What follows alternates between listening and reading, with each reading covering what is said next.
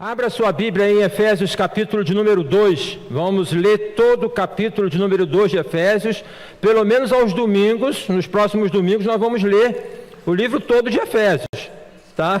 Mas olha só, vai lendo a Bíblia aí, vai lendo, eu já estou no capítulo 16 de Êxodo, a gente vai lendo e vai gostando e vai avançando, então vai lendo a Bíblia, mais uma vez a Bíblia toda em um ano, a série de mensagens na plenitude dos tempos. E hoje a graça de Deus na plenitude dos tempos, tá? O tema de hoje, a graça de Deus na plenitude dos tempos. Efésios capítulo 2, vamos ler todo o capítulo, e aí o irmão acompanhe com a sua Bíblia aberta. Diz assim: Ele lhes deu vida quando vocês estavam mortos em suas transgressões e pecados, nos quais vocês andaram no outro tempo, segundo o curso deste mundo, segundo o príncipe da potestade do ar, do espírito que agora atua nos filhos da desobediência. Entre eles também nós todos andamos no passado, segundo as inclinações da nossa carne, fazendo a vontade da carne e dos pensamentos, e éramos por natureza filhos da ira, como também os demais. Mas Deus, sendo rico em misericórdia, por causa do grande amor com que nos amou, e estando nós mortos em nossas transgressões, nos deu vida juntamente com Cristo. Pela graça, vocês são salvos. E juntamente com Ele nos ressuscitou, e com Ele nos fez assentar nas regiões celestiais em Cristo Jesus. Deus fez isso para mostrar nos tempos vindouros a suprema riqueza da sua graça, em bondade para conosco em Cristo Jesus. Porque pela graça vocês são salvos mediante a fé. E isto não vem de vocês, é dom de Deus, não de obras, para que ninguém se glorie. Pois somos feitura dele, criados em Cristo Jesus para boas obras, as quais Deus de antemão preparou para que andássemos nelas. Portanto, lembrem-se de que no passado vocês eram gentios na carne, chamados incircuncisão por aquele que se intitula circuncisão, que é feita na carne por mãos humanas. Naquele tempo, vocês estavam sem Cristo, separados da comunidade de Israel e estranhos às alianças da promessa, não tendo a esperança e sem Deus no mundo. Mas agora, em Cristo Jesus, vocês que antes estavam longe, foram aproximados pelo sangue de Cristo, porque Ele é a nossa paz. De dois povos, Ele fez um só ela. E quando veio, Cristo evangelizou paz a vocês que estavam longe, e paz também aos que estavam perto.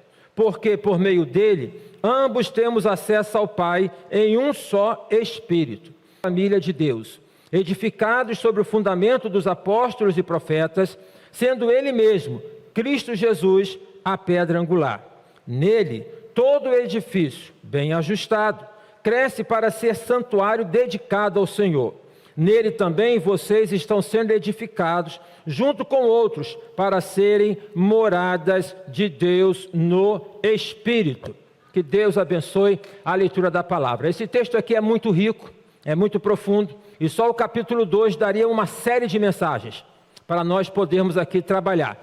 Mas nós estamos dentro deste viés colocado no capítulo 1, que fala o seguinte, no versículo de número 8, que Deus derramou abundantemente sobre nós em toda sabedoria e entendimento, e Ele nos revelou o mistério da sua vontade, segundo o seu propósito, que Ele apresentou em Cristo, de fazer convergir nele, na dispensação da plenitude dos tempos, todas as coisas, tanto as do céu como as da terra. Então, na dispensação, nós vimos que tem a ver com planejamento, tem a ver com projeto, e na plenitude dos tempos, tem a ver com esta ação dada à soberania de Deus.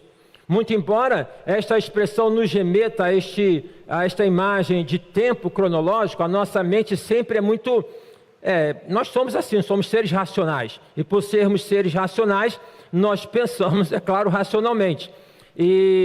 Mas a filosofia já fala que existem questões que a razão desconhece, e a Bíblia fala que a sabedoria, que Deus usou a sabedoria daqueles que são pequeninos para confundir os sábios e entendidos. Ou seja, tem coisas em mim e em você que a nossa razão não dá conta. Ok? Não dá conta. Ok? Então a gente tem a dimensão de fé, a perspectiva de Abraão, que traz a existência pela fé aquilo que não existe, e nós vivemos pela fé. e nós caminhamos pela fé. É assim que funciona, ou tem que ser assim, né, para poder nós vivermos com melhor qualidade de vida. Deixar nas mãos de Deus, entregar nas mãos de Deus e caminhar pela fé. Como é que vai ser? Deus sabe. É a expressão de Abraão, o Senhor proverá. Ok? Então, a questão da plenitude dos tempos tem a ver com um tempo que não é o nosso tempo, e que eu não sei como é que a gente pode falar desse tempo, porque é o tempo de Deus. A palavra vai no grego para poder remeter a kairos, de um tempo que não pode ser medido, de um tempo que não pode ser cronometrado, de um tempo que eu diria que é chapado, né? Onde Deus olha e ali está dado todas as coisas, ok? A minha compreensão, por exemplo, quando fala da volta do Senhor Jesus e da criação, a criação do mundo, a volta de Jesus, tudo isso acontece nesse tempo só. Né? Nessa coisa só. Para a gente é uma coisa depois, é uma coisa antes, mas no tempo de Deus. Então, nós estamos nessa dispensação em que Deus está construindo um novo reino, uma nova realidade, um novo céu, uma nova terra, e dentro da questão que é do tempo dele. Então, não é a questão do tempo cronológico. Nós ficamos tão amarrados no tempo cronológico, no tempo... Marca até bênção, gente. De Deus o tempo todo, e é viver nessa perspectiva de que na soberania de Deus Ele intervém na nossa vida. Eu creio plenamente que isso já aconteceu com vocês. Não já aconteceu? Naquele momento em que você não esperava a intervenção de Deus? Levante a mão quem teve já. Todos nós, certo? De podermos ter essa realidade. Então Paulo está falando sobre a plenitude dos tempos, está falando sobre a salvação, está falando sobre a construção dessa nova realidade espiritual. E aí ele introduz esse tema, que é o seguinte: a carta é direcionada à igreja de Éfeso, que é uma igreja que está na Ásia Menor, tá? E que é formada por judeus e por gentios. Nós vimos isso. O cristianismo, ele vem do judaísmo. Então nós trazemos conceitos do judaísmo. Na verdade, a civilização ocidental, ela está fundamentada no judaísmo e no cristianismo. Algumas pessoas agem para poder desmontar isso. Não vão conseguir. Não vão conseguir. Porque o que está entranhado na mente nesses anos todos não é tirado. Entendeu? Culturalmente e muito mais espiritualmente. A palavra que está dada não é tirada. Então pode queimar a Bíblia, pode prender crente, pode queimar prédio, como essas coisas acontecem no mundo, que a igreja segue caminhando.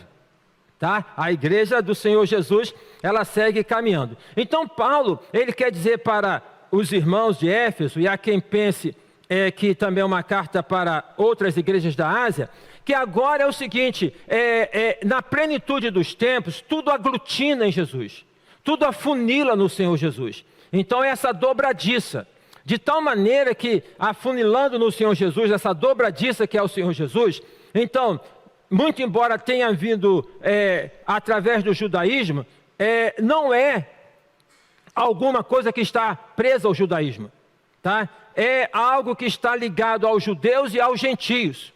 E a encrenca é o seguinte: os judeus, e a gente observa isso em todas as cartas de Paulo, Paulo ia pregar o evangelho, daqui a pouco já vinham os judaizantes para poder descaracterizar o evangelho, para poder desfazer o evangelho, tá? Por exemplo, na carta de Gálatas, Paulo fala o seguinte para os irmãos: vocês corriam tão bem? O que foi que dissuadiu vocês de poderem correr? Por quê? O que aconteceu? Estavam indo tão bem. Tem gente que é assim, né? Está indo tão bem na vida cristã, está de vento em popa, daqui a pouco fica murchinho, né? Desacreditado da fé, não quer mais vir. O que aconteceu? Às vezes são aquelas influências que vêm, porque isso é bobeira, porque a questão de Deus é dominação sobre a sua vida, e você é autônomo para fazer o que você quer, da maneira que você quer, e aí vai dissuadindo então a fé das pessoas. Pois bem, Paulo está então dizendo o seguinte: olha, não tem judeus, não tem mais gentios, agora é uma igreja só, é um povo só. Isso fica bem caracterizado no livro de Atos, por exemplo. Quando a gente vai e a gente lê Atos, logo no capítulo 2, o que acontece? Qual é a narrativa de Atos 2? Quem lembra de cabeça? O que está narrado em Atos 2? É o Pentecoste. Né? É o Pentecoste. O povo estava orando. E ali então, em Atos 2, tem uma manifestação de línguas, que é idiomas. Ok? Era Jerusalém, judeus da diáspora de todos os lugares reunidos em Jerusalém. E então, revestido pelo Espírito Santo de Deus, Pedro começou a falar e todos entenderam nos seus idiomas. Se você já participou de um congresso internacional, em geral esses congressos acontecem em inglês, eles oferecem uns aparelhozinhos de tradução simultânea. Então tem lá, você escuta no português, você vai escutar no espanhol, a tradução simultânea. Naquele tempo é o Espírito Santo colocando e traduzindo. Como é que foi, não sei. Mas foi dessa maneira. E ali, a partir dessa maneira, então, o que diz a palavra? Que 3.000 pessoas aceitaram o Senhor Jesus. 3.000, considerando que os judeus não contavam nem homens nem mulheres, então um número ainda maior. E no final de Atos 2, o que diz? Diz que todos permaneciam unidos, né, na casa e no templo e na comunhão. E eles viviam tamanha comunhão que eles caíam na graça do povo. Gente, nós precisamos viver uma expressão de fé, em que seja uma expressão de fé que possa demonstrar alegria, companheirismo, para que as pessoas possam ver isso em nós. A gente deve evitar a questão do isolamento. Por exemplo, o pastor Zeca aqui fala sobre o evangelismo no dia 27, então aí a pessoa lá fala, mas a gente precisa disso mesmo. Então observe como que as pessoas estão precisando, ok? E a gente por vezes fica isolado. Não é novidade para nenhum de nós, mas eu quero pontuar, é a questão de que nós não existimos para nós mesmos.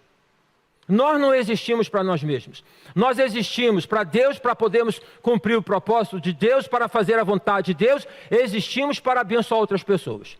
E entender isso, que deste ponto de vista, Deus que te coloca naquele condomínio bacana, porque lá tem pessoas para você se relacionar. Você não está lá à toa. Tá? Ou te coloca naquela vila, ou te coloca naquela comunidade. É Deus que te coloca naquele trabalho onde você está. É poder entender que Deus tem um mapa, digamos assim, de missões, e Ele vai distribuindo. Eu e você que somos missionários.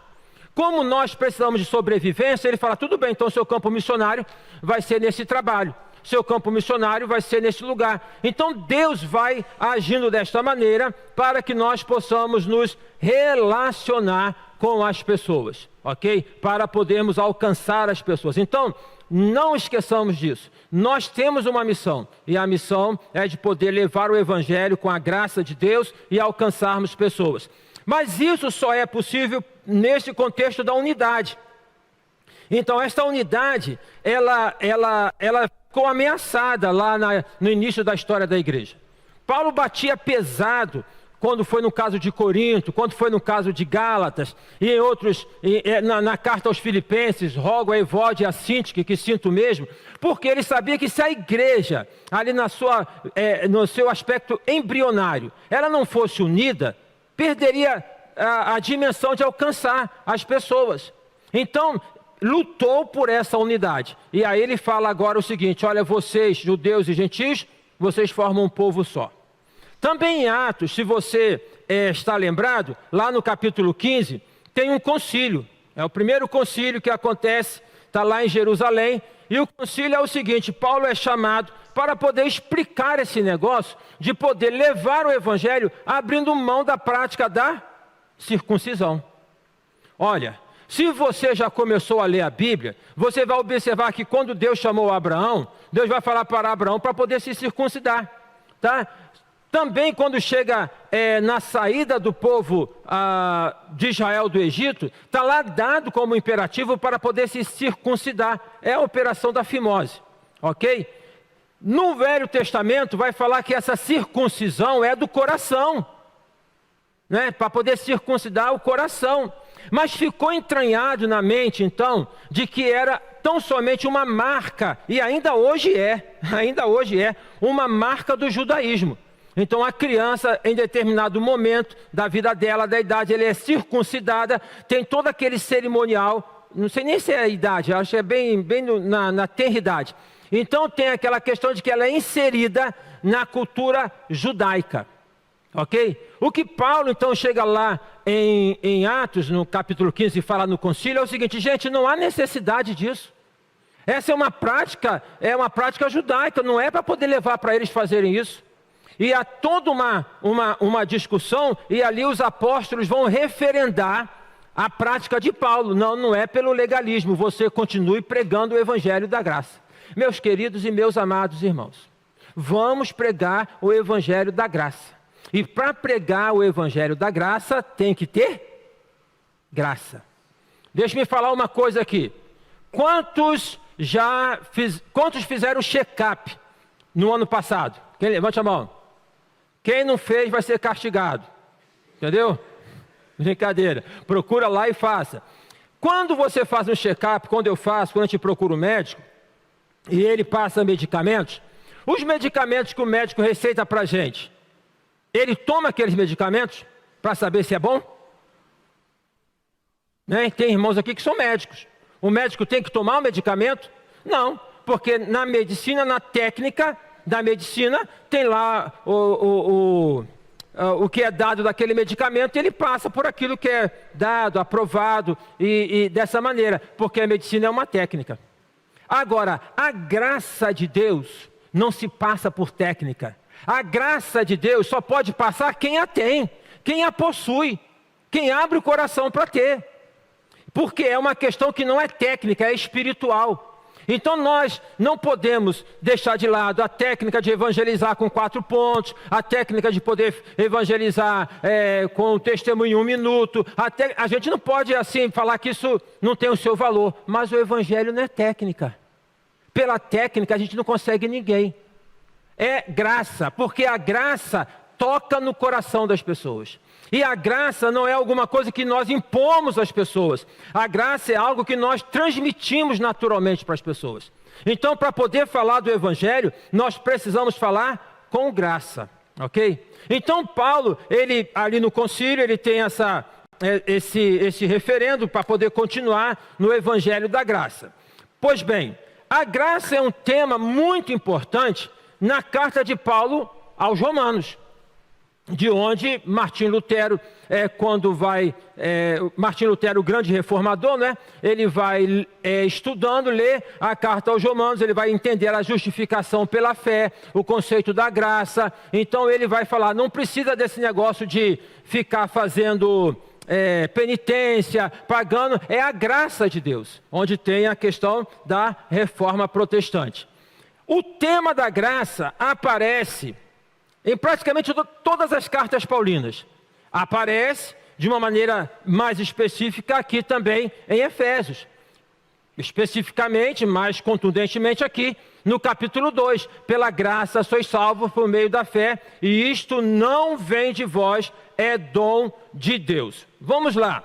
O que Paulo está querendo? Paulo está querendo que os irmãos da igreja de Éfeso entendam que judeus e gentios formam um povo só, ok? Então, o que isso significa? Significa que pessoas são diferentes, vêm de lugares diferentes. Tem em mente aquele texto de Apocalipse, da multidão que é formada por pessoas de todos os povos, línguas, raças e nações. Vem de culturas diferentes, mas a partir do momento em que aceitam o Senhor Jesus, formam um povo só. Amém, irmãos? Então presta atenção.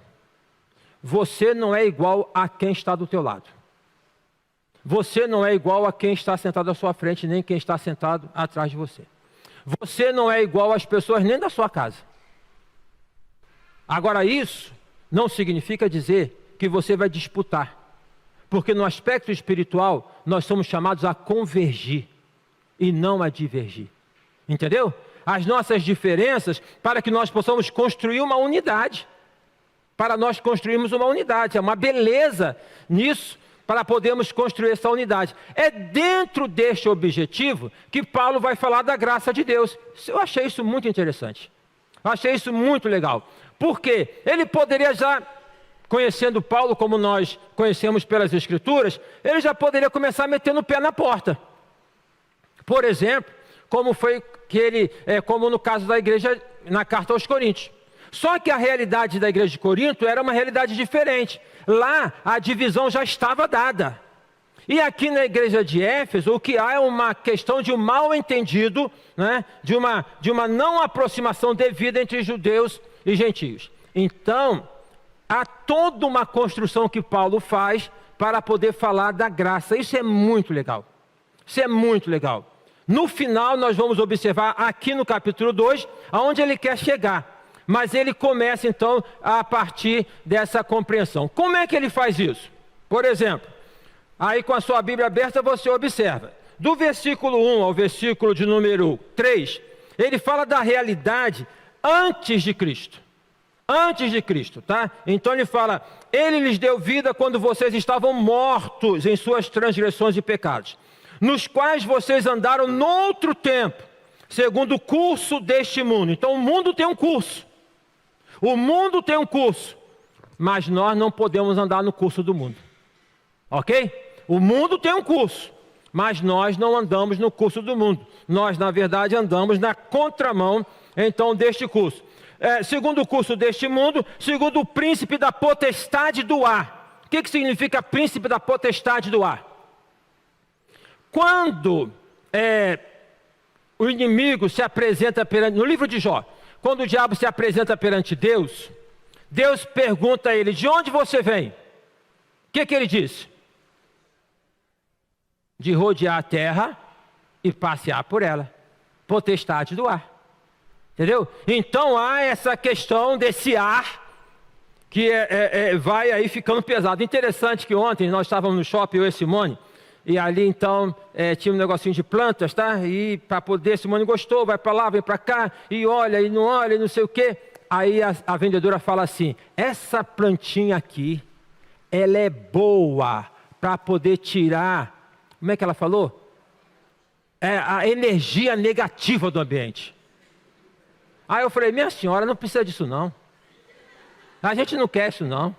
A gente quer só uma plantinha para colocar lá, para ficar, porque negócio aí, sabe? Mas o fato é que a gente, em algumas situações, sem dúvida alguma, a gente sente um clima mais pesado, não sente não? Existe uma potestade do ar, o inimigo aí circulando, mas ele não toca em ninguém, né, que é do Senhor Jesus. Então, do espírito que agora atua nos filhos da desobediência. Essa potestade é um espírito que opera nos filhos da desobediência. Entre eles também todos nós andamos no passado, segundo as inclinações da nossa carne, tá? Fazendo a vontade da carne e dos pensamentos. E éramos por natureza filhos da ira, como também os demais. Então, da carne, o que é carne? Tá? É a tendência para o pecado. Então Paulo está falando que antes todos nós vivíamos na tendência, na satisfação dos desejos pecaminosos que todos nós temos. Todos nós temos, tá? Aí ele começa o capítulo 4 dizendo o seguinte, observe bem, mas Deus,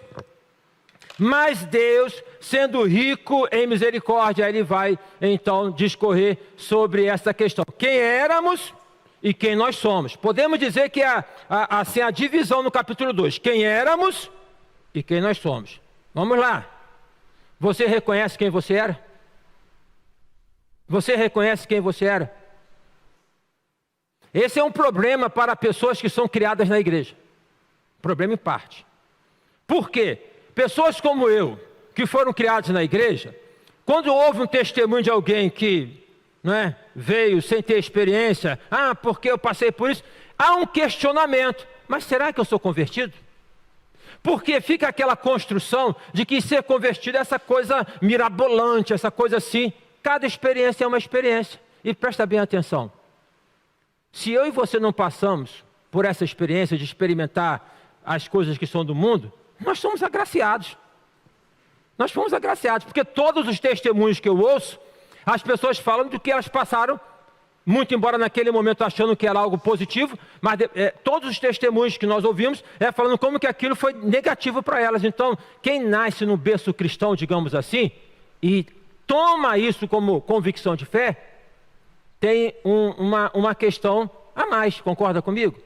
A questão é que, então, esta riqueza da misericórdia de Deus nos alcançou. Isso chama-se graça de Deus. Então, na plenitude dos tempos, Cristo revelou a sua graça para com todos os homens, com um único objetivo, que é para que a partir dele, e tendo ele como referência, formar um povo só.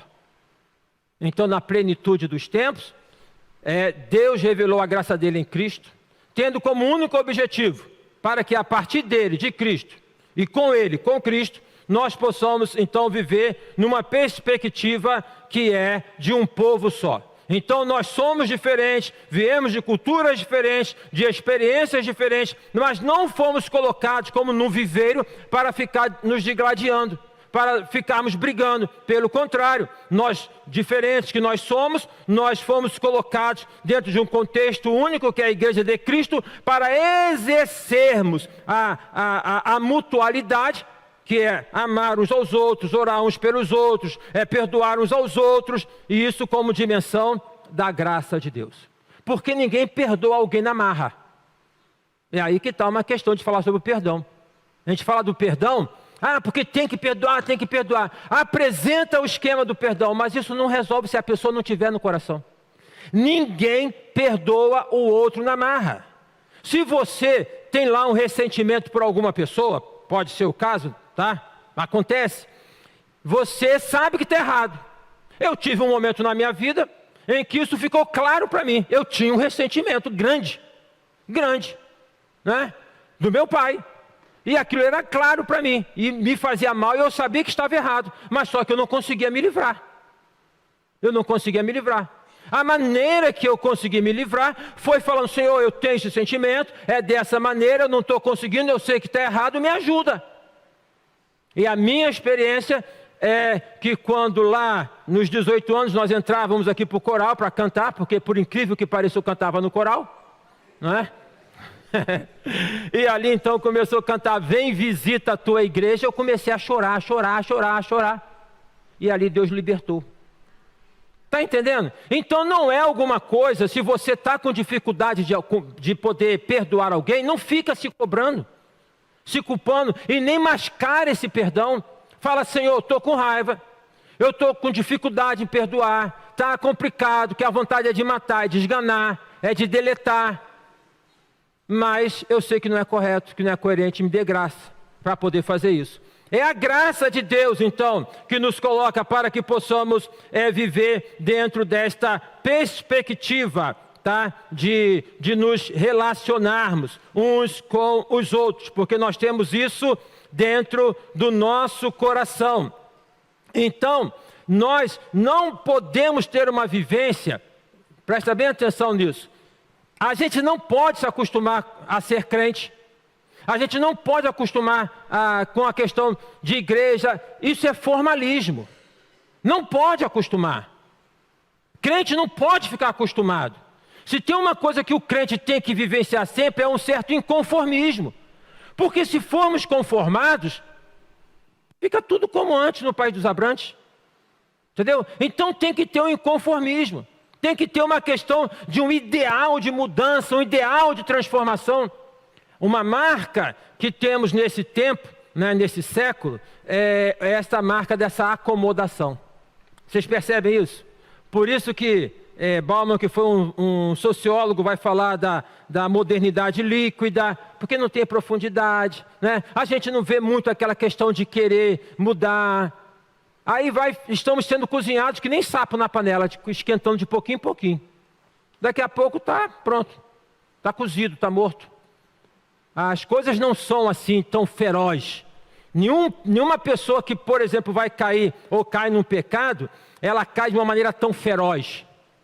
É todo um jogo que vem primeiro, é todo mise-en-scène, é toda uma questão que vai sendo construída, tá? Seja no dinheiro, seja na questão de uma relação sexual, é tudo que vai sendo assim, bem devagarzinho, para poder chegar e alcançar o objetivo. É a tática usada lá desde o Jardim do Éden. Então, a partir do versículo 4, faz assim: mas Deus, sendo rico em misericórdia, por causa do grande amor com que nos amou, estando nós mortos em nossas transgressões. Então Deus nos amou quando nós ainda estávamos na transgressão. Deus não te ama agora mais do que te amava antes.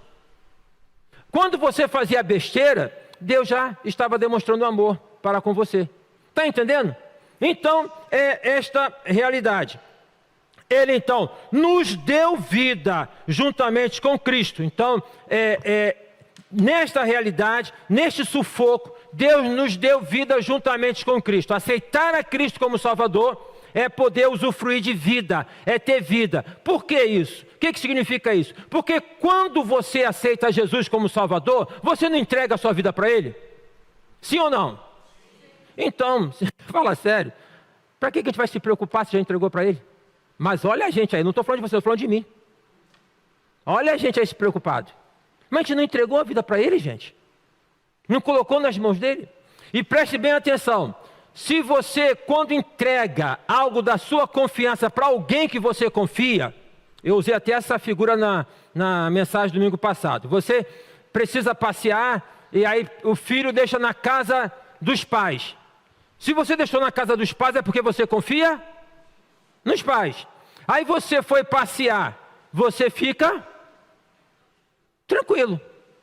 Nem tanto, né? Tem mãe que não desgruda mesmo. Tá? Mas a princípio, por quê? Está na casa dos seus pais. Está tranquilo. Se você tivesse deixado na casa do vizinho, se tivesse deixado na pessoa que passou na rua, vem cá, cara, toma conta. Aí você tem toda a razão para estar escabelado. Mas quando você deixou na casa com alguém que você confia, está tranquilo. Você vai fazer um negócio, vai comprar um carro. Mas tem que dar um sinal. Acontece isso. Você conhece a pessoa, confia na pessoa, você deu o sinal, mas você... Não, mas eu confio. Tudo bem que, né, a gente precisa ser simples como a pomba e prudente como a serpente. Mas você fica tranquilo. No plano espiritual, quando nós entregamos a nossa vida ao Senhor Jesus, entregamos tudo. Entregou profissão, entregou namoro, entregou noivado, entregou casamento, entregou filhos, entregou netos, tá? Entregou casa, entregou o carro, entregou o trabalho, entregou a promoção, entregou o estudo, entregou a graduação, entregou a pós-graduação, entregou tudo. Aí é para viver. Ou seja, entrega e sai para o abraço. Vai viver. É isso. E isso significa ter vida abundante, nessa perspectiva que você sabe que alguém zela por você e cuida de você. Não é ser inconsequente. Então, aí ele fala isso, mas presta atenção. Ainda no versículo 5, ele coloca, pela graça sois salvos. E juntamente com ele nos ressuscitou e com ele nos fez assentar nas regiões celestiais. Então você aceitou a Jesus como Salvador. Você migrou para o céu? Belisca o irmão que está do teu lado, belisca não. Mas assim, para saber que está na terra. Né? Tudo bem, a gente está no culto, a gente canta, tem aquelas coisas. É um arrebatamento, não é verdade, irmãos? Tem a igreja, a congregação, é uma coisa fantástica. E por isso que nós precisamos vir, né? E com o coração aberto para cultuar, porque aí cria esse ambiente fantástico, as pessoas vão vendo e vão assim, essa coisa maravilhosa. Dessa maneira, então, que a gente tem essa expressão, mas a gente está no mundo. Você vem naquele culto, ou tem aquele momento maravilhoso, sai daqui, vem alguém, pum, bate com o carro na traseira do seu carro. Não vai acontecer isso, tá? Mas pode acontecer. Então nós estamos na terra, mas na terra nós já usufruímos das questões celestiais. Amém, irmãos? Então isso que implica, já há essa porção do celestial que é dado para cada um de nós. E juntamente com ele nos ressuscitou e com ele nos fez assentar nas regiões celestiais em Cristo Jesus. Deus fez isso para mostrar nos tempos vindouros a suprema riqueza da sua graça, em bondade conosco, em Cristo Jesus. Tá? A graça já é algo extraordinário. Suprema riqueza da sua graça é exponencial, não tem nem como falar. Entendeu? Então observa, o que Deus tem feito por você já é maravilhoso? O que Ele vai fazer, está preparado, é extraordinário, meu filho. Então é assim que a gente caminha, nessa perspectiva. Por quê? Versículo 8, pela graça vocês são salvos mediante a fé, e isto não vem de vós, é dom de Deus, não vem do homem para que ninguém se glorie, é graça do Senhor, graça maravilhosa graça. Essa graça maravilhosa que nos leva, por vezes, quando nós olhamos o relato dos 2 ladrões crucificados ao lado de Jesus, em que um fala assim: lembra-te de mim quando entrares no teu reino. O que Jesus falou para ele? Pergunto, como é que é um cara que estava numa facção, que roubava, que jogava bomba, que não sei o quê, fez tudo de errado. Agora, no final da vida, ele aceita Jesus e vai para o céu. E você que está trocentos anos na igreja, fala assim: eu estou aqui me esforçando e vou para o mesmo céu que esse cara. Quem nunca pensou assim um pouco? A Bíblia, inclusive, fala sobre isso, na parábola daquele fazendeiro, em que ele contratou operários às 7, às 9, tudo, e pagou igual para todo mundo. Isso, alguns vão falar, que é o que? Do absurdo da graça. Ou seja, dessa ordem que a gente não compreende, é o absurdo. Jesus falou: hoje mesmo estarás comigo no paraíso. É desse jeito, não se mete nisso não, porque isso é de Deus, tá? Isso é com o Senhor. Então, a graça, ela é oferecida pelo Senhor Jesus. Mas como que nós recebemos a graça? Mediante a fé. Pela graça sois salvos, mediante a fé. Mas então, como é que a gente fica? Bom, é mediante a fé, mas então fala que não tem nenhuma participação minha. Como é que é esse negócio aí? A fé é o que nos coloca em contato com o divino. E a partir dali nós somos levados. Tem um texto na Bíblia, no Velho Testamento, se não me falha a memória, está em Deuteronômio, que é muito lindo, que fala assim, Deus falando para o povo de Israel: eu tirei vocês do Egito, trazendo-os como que nas asas de uma águia. Isso não é maravilhoso? Tá? Foi lá, imagina, aquela águia pousou e trouxe a cada um de nós. Tá? Trouxe. O que acontece? O Senhor mandou a águia, certo? Mas nós agarramos nas asas. Então, é Deus que manda a bênção, é eu e você que agarramos, mediante o quê? Mediante a fé. A partir desse momento, aproveita a paisagem. A águia vai, e você aproveita a paisagem. Deus vai conduzindo. Isso é um exercício, gente, porque é claro que a gente está num mundo que assusta a gente o tempo todo, e na verdade, o que mais o capeta sabe fazer é colocar susto, porque susto vende. E a gente gosta de ser assustado. A gente gosta de falar da enchente, do desabamento, da guerra, né, da morte, do trucidado. E nós não temos, por vezes, tanta capacidade em falar da graça de Deus, né? Da mudança que Deus transformou, que Deus salvou, que Deus tirou, né? Essas coisas, então, dessa maneira. A fé é o recurso que nos leva a podermos agarrar a graça de Deus. Tem um livro chamado Quando a Escuridão Não Passa, escrito por John Piper, que ele disse o seguinte: a justificação é totalmente gratuita, sem nenhum mérito nosso, né? Somente pela fé, sem nenhuma obra nossa. Fundamentada somente em Cristo, sem nenhuma retidão nossa, e somente para a glória de Deus, não a nossa. Eu achei isso muito lindo, vou repetir. A justificação é totalmente gratuita, sem nenhum mérito nosso. Somente pela fé, sem nenhuma obra nossa. Fundamentada somente em Cristo, sem nenhuma retidão nossa, e somente para a glória de Deus, não a nossa. Tudo é dele. Tudo é para Ele. E esse tudo inclui a minha vida, inclui a nossa vida. Então, é dentro dessa perspectiva, tá? A graça. Paulo está desenvolvendo esse tema para poder falar, então, da unidade. E ele tem que tocar nesse ponto. A fé como sendo um recurso que nos leva a podermos ser banhados pela graça. Irmãos, a fé é um exercício. A fé é um exercício. A fé não se coloca num pote em conserva. A fé, eu estava lendo, então, Êxodo, né? E aí é interessante como que o povo, capítulo 14, já fala da saída, capítulo 15, o Mar Vermelho. Aí no capítulo 16 de Êxodo, se não me falha a memória, já está o povo se queixando de água. É assim, né? Aconteceu ontem um milagre, mas hoje já está queixando. Eles estão em Mara. Aí Deus transforma a água de Mara, que é uma água amarga, em água doce. Aí avança mais um pouco. Eles chegam a um local, não me recordo agora o nome, mas logo em seguida, e eles se queixam que estão com fome. Estão com fome. E aí Deus providencia o que é para eles? O maná. Né? E aí Deus fala que o maná deveria ser usado como? Quem que sabe? Para o dia. E observem bem, leia lá no texto, que Deus sabe o que eu e você precisamos de nutrientes para aquele dia. Porque lá está dito, acho que é em litros que se mede, que media, o que você poderia receber.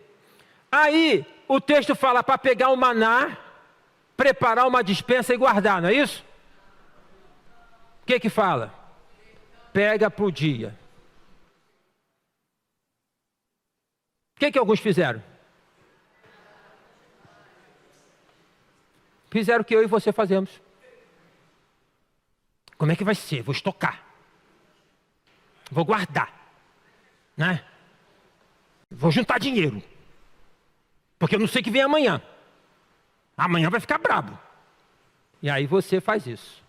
Lembra lá no Novo Testamento, louco, amanhã pedirão a tua alma. E o que tens preparado para quem será? Voltando ao maná, o que acontecia no dia seguinte? Quando ia pegar o maná estava estragado.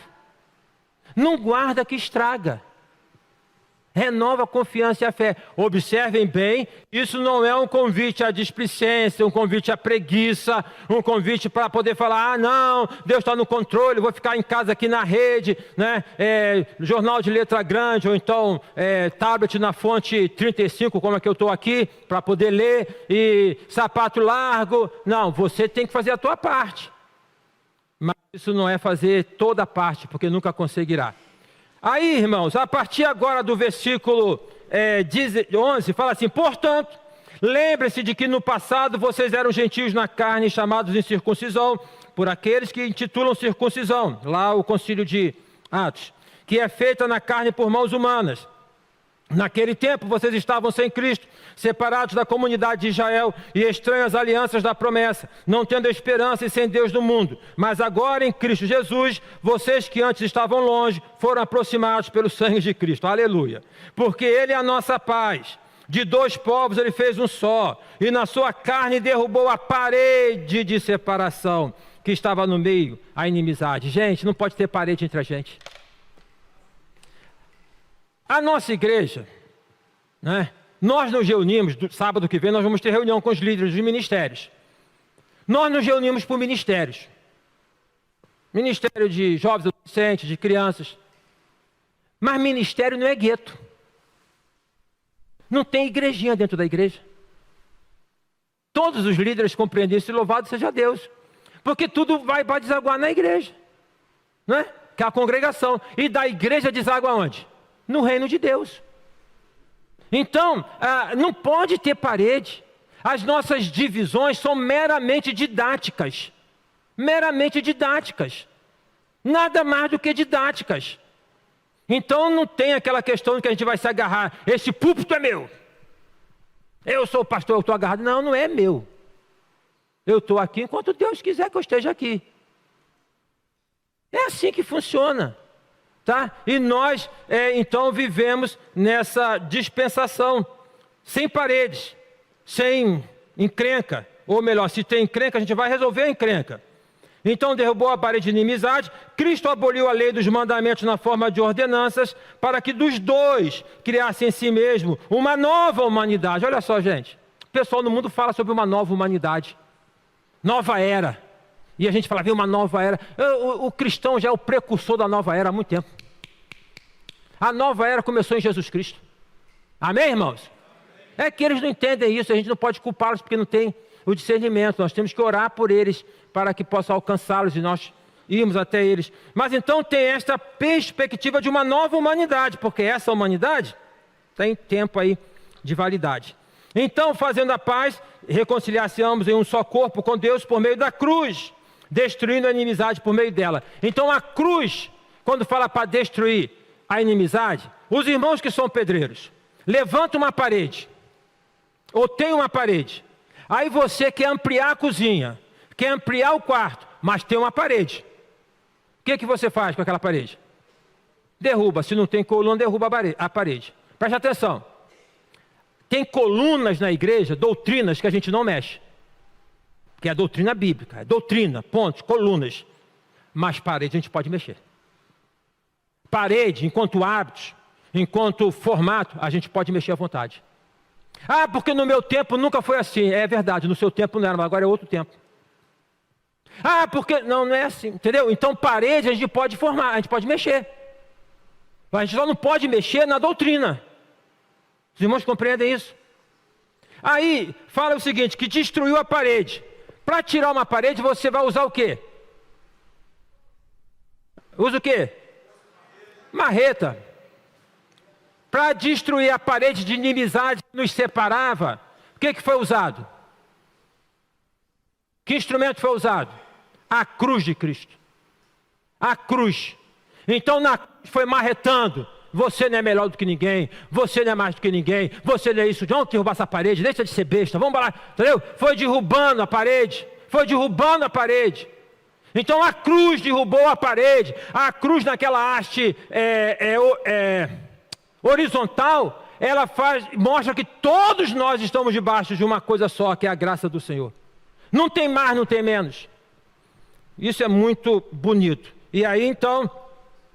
E quando veio, Cristo evangelizou para vocês que estavam longe e também para os que estavam perto. A graça de Deus une os salvos, formando a igreja de Cristo. Então a graça de Deus une os salvos. Olha o que Paulo está construindo.